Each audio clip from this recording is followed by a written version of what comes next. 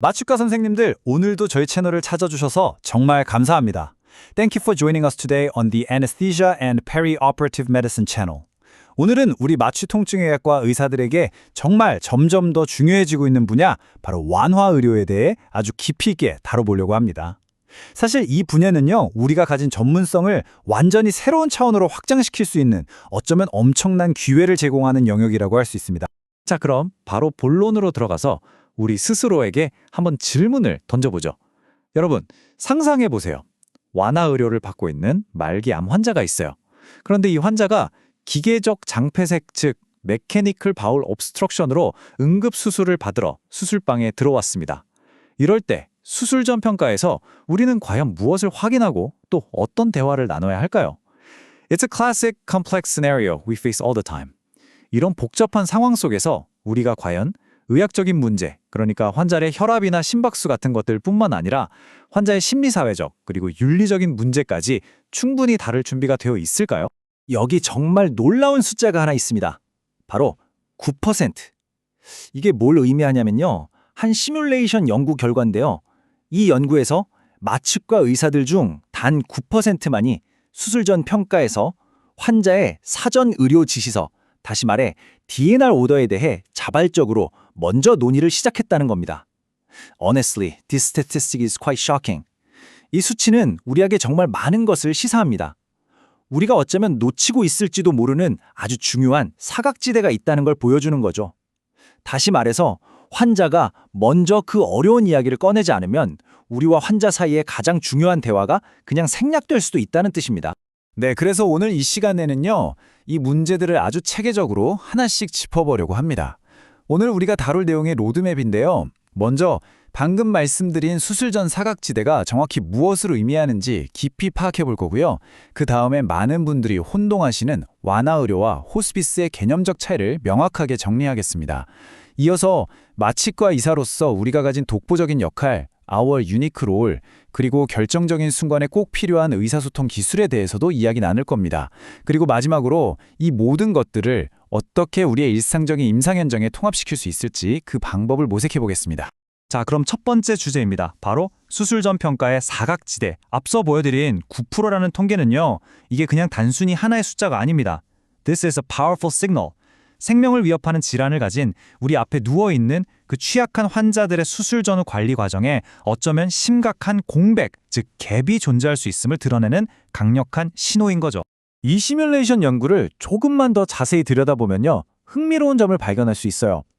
우리 마취과 의사들은 포트 카테터를 어떻게 사용할지, 수술 후 통증 조절은 어떻게 할지 같은 의학적인 문제들은 대부분 아주 잘 파악하고 환자와 논의했습니다. We are excellent at the technical aspects of medicine. 하지만 DNR 오더와 같은 사전 의료지시서 문제는 환자가 먼저 그 무거운 입을 열지 않으면 수면 아래로 가라앉는 경우가 정말 많았다는 거죠. 이게 뭘 의미하겠어요? 우리의 핵심적인 의학적 역량은 정말 뛰어나지만 환자의 가치관, 삶의 목표, 그리고 그들이 무엇을 중요하게 생각하는지를 아우르는 더 폭넓은 완화의료적 논의에는 더 많은 관심과 주의가 필요하다는 점을 명확하게 시사하고 있습니다. 바로 이 지점에서 우리가 다음 단계로 나아가기 위해 꼭 짚고 넘어가야 할 개념이 있습니다. 많은 분들이 심지어 의료계 종사자들조차도 혼동하시는 두 가지 개념, 바로 완화의료와 호스피스입니다. Palliative care vs. hospice care. 이 둘은 언뜻 비슷해 보이지만 적어도 미국 의료 시스템 안에서는 아주 뚜렷한 차이를 가집니다. 이 개념을 제대로 이해하는 것이야말로 우리가 우리의 역할은 제대로 파악하고 또 확장하기 위한 가장 중요한 첫걸음이 될 겁니다. 세계보건기구 WHO는 완화의료를 이렇게 정의합니다. 생명을 위협하는 질환에 직면한 환자와 그 가족의 삶의 질을 향상시키는 접근법이다. 여기서 핵심 키워드는 두 가지입니다. 바로 삶의 질과 고통의 예방 및 완화. The focus is always on quality of life at any stage of illness. 중요한 건 질병의 단계와는 상관이 없다는 거예요. 초기이든 말이든 상관없이 환자의 삶의 질에 초점을 맞추는 거죠. 그리고 여기서 말하는 고통은 단순히 몸이 아픈 것만을 의미하지 않습니다.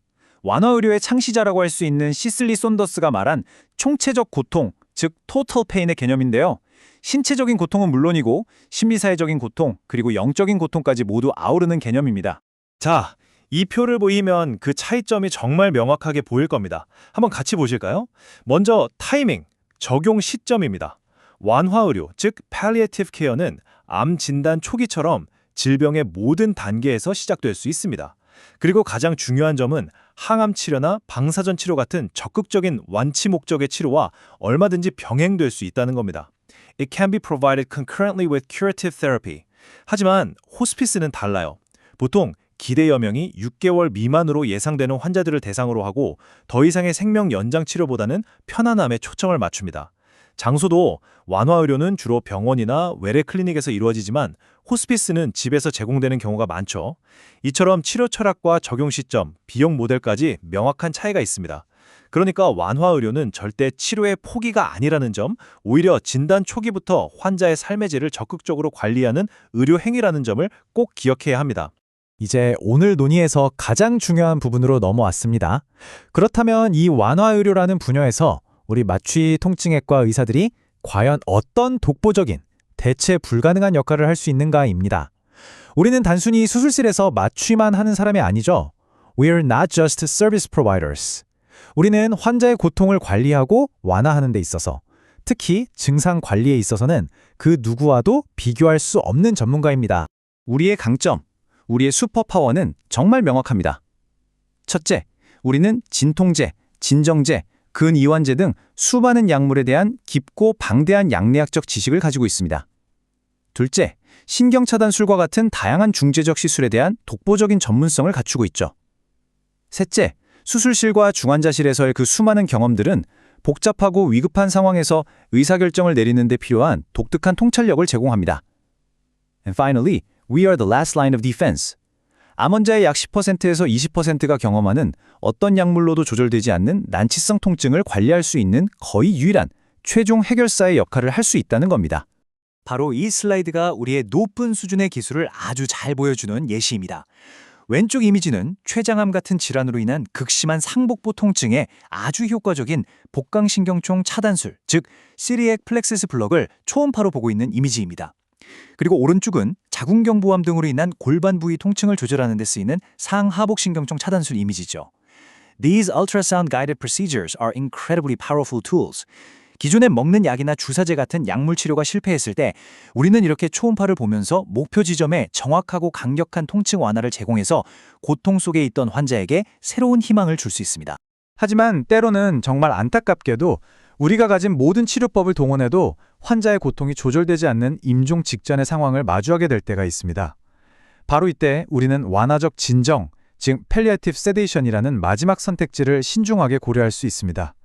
이것은 벤조디아제핀이나 케타민과 같은 약물에 대한 우리 마취과 의사들의 깊은 지식과 경험을 활용해서 환자가 견딜 수 없는 고통을 완화하기 위해 의도적으로 환자의 의식 수준을 낮추는 매우 인도적인 의료 행위입니다. 자, 여기서 윤리적으로 정말 중요한 구분이 필요합니다. 완화적 진정은 안락사, 즉 유스타네시아와는 근본적으로 다릅니다. 이 둘을 구분하는 가장 핵심적인 기준은 바로 의도입니다. The intention is the key differentiating factor.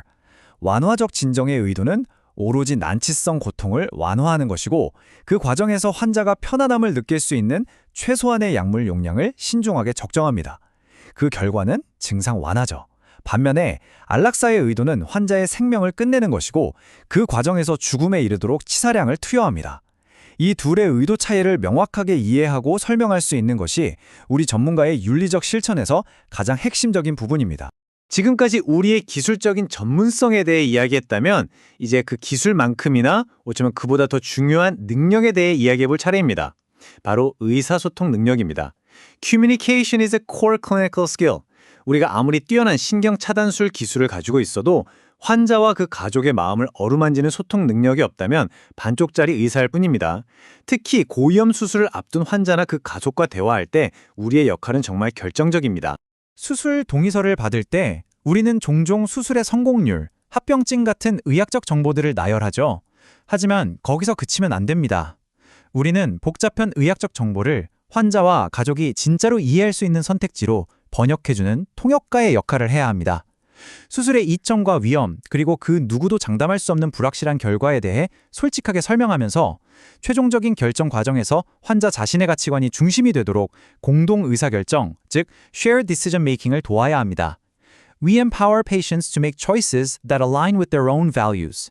이 과정을 통해서 우리는 단순히 기술을 제공하는 기술자를 넘어 환자의 자기결정권을 존중하는 진정한 조력자가 될 수 있습니다. 이런 어려운 대화를 할 때 아주 유용한 도구가 있습니다. 바로 최상의 최악의 시나리오 프레임워크입니다. 베스트 케이스, 워스트 케이스 모델이라고 하죠. 이 방법은 아주 간단하고 명료합니다. 먼저 수술을 받는 경우라는 길을 놓고 그 길의 최상의 결과, 최악의 결과, 그리고 가장 가능성 있는 결과를 구체적으로 설명해 줍니다. 그 다음에 수술을 받지 않는 경우라는 다른 길을 놓고 똑같이 설명하는 거죠. This framework provides a structured way to have these difficult conversations.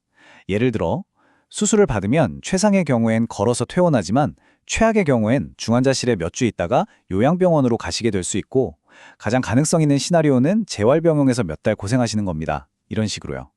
그리고 수술을 받지 않으면 집에서 가족과 시간을 보내다가 통증 조절을 위해 호스피스 병동에 입원하게 될 가능성이 높습니다. 이렇게 두 가지 길을 명확히 보여주고 환자 스스로 자신의 가치에 따라 선택할 수 있도록 돕는 겁니다. 자, 이제 마지막 섹션입니다.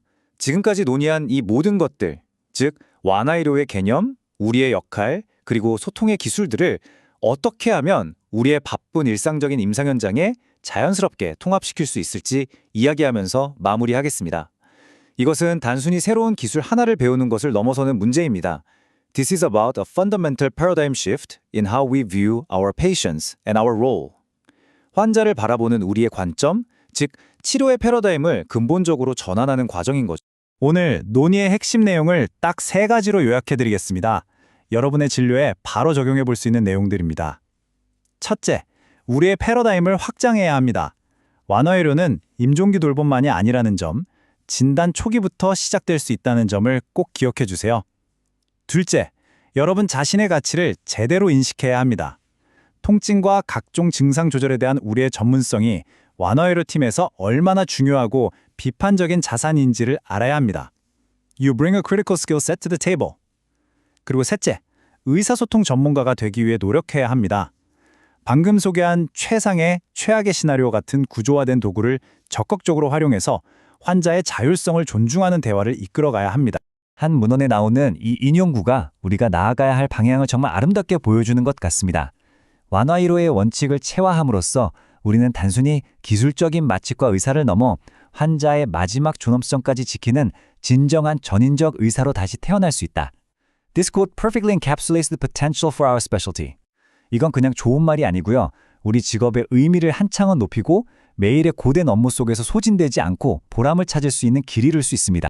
오늘 이 내용을 바탕으로 여러분께 마지막 질문을 하나 던지면서 마무리하겠습니다. 이건 그냥 이론적인 질문이 아니라 아주 구체적인 실천을 촉구하는 질문입니다. 바로 내일 아침 우리가 마주하게 될 바로 그 다음 수술 전 평가에서부터 오늘 배운 이 완화의료의 원칙과 의사소통 도구들을 어떻게 아주 작게라도 한번 적용해 볼 수 있을까요? How can we start making a change starting tomorrow? 이 질문에 대한 답을 각자의 임상 현장에서 찾아가는 그 과정이야말로 우리 모두를 더 나은, 더 전인적인 의사로 만들어줄 것이라고 굳게 믿습니다. 긴 시간 시청해 주셔서 진심으로 감사합니다.